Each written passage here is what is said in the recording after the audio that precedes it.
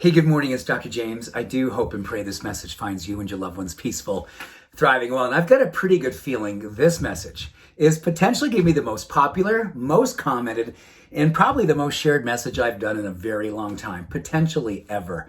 It's one of those studies when you go, oh my goodness, especially if you're kind of in that neighborhood somewhere north of 40 years old, maybe 50, 60, 70, and you're going, oh, this is just what I needed to hear. It's just what I needed to hear today. And I can tell you at age 58, I am such a fan of epigenetics. I'm a fan of how we look at this concept called DNA methylation, which is a fancy way of saying that we have the power to turn on certain genes that are associated with awesomeness and vitality and vibrancy and just that, you know what I mean? And there's other genes that are like,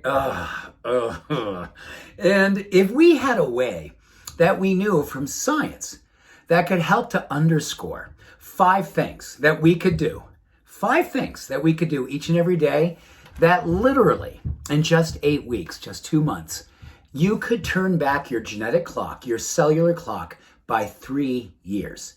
Let me just say that one more time. So there's 5 things that you can do every single day. And if you were to practice them as a ritual, just something you were excited about, that you were passionate about, this became part of your purpose-driven day, and you were to do it for 8 weeks, you could turn back your DNA, your gene clock, by 3 full years. This according to the Journal of Aging. So now he's like, woohoo, tell me what they are. And you know what's cool? These are really, really doable. I mean, when I read this, I was like, oh my gosh, you guys are going to love this because this is something you may be doing already. So you use the power of intention to kind of, when you kind of know what you're doing is doing something that science tells you, and you kind of go, oh my gosh, yeah, let me just bring this forward. I'm so psyched. But if you weren't already doing these, you could say, okay, I've always thought about doing this, and now I think I'm going to be encouraged. I'm going to be inspired, and I'm just going to dedicate myself. Understanding, most importantly, when we prioritize our self-care, that is a high form of social activism.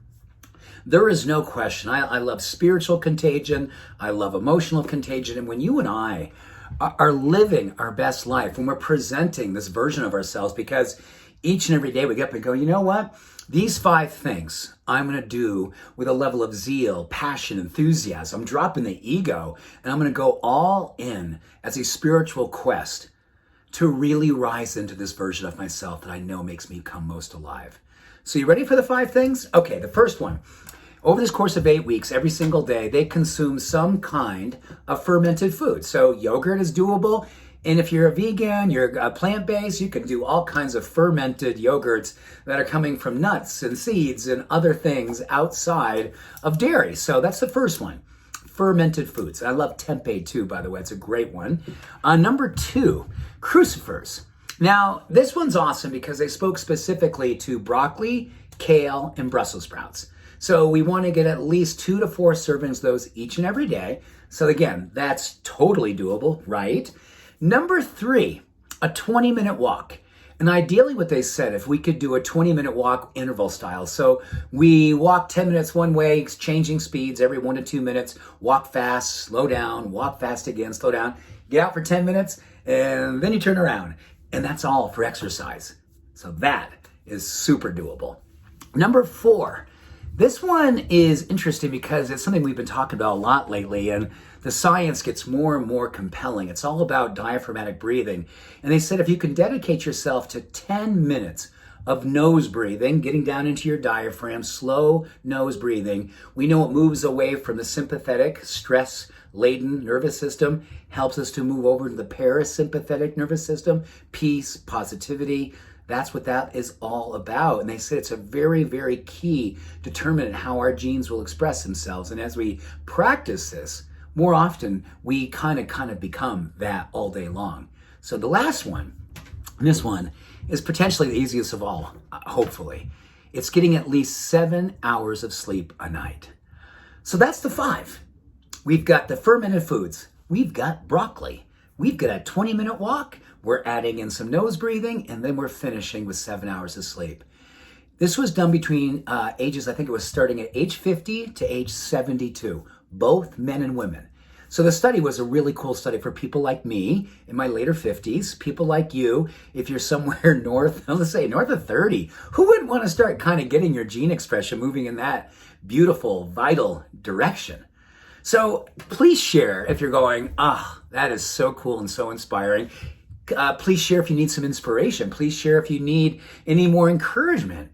But please share that you are absolutely ready to dedicate yourself to another level of self-care and self-love. And then you beautifully, courageously, and compassionately, you go out in the world and you absolutely shine your light. The world needs to see demonstrations of faith in action. It needs to see love in action. It needs to see light being brilliantly broadcasted without the filter. You are most beautiful when you are most awake, aware, and alive. And the world pays attention.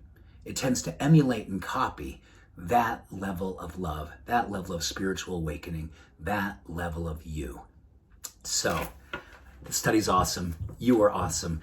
Let's dedicate ourselves to say, okay, 2 months from now, I'm going to be 3 years younger, and I am going to bring everyone that I know with me. Much love. Thank you. Peace and blessings. Bye for now.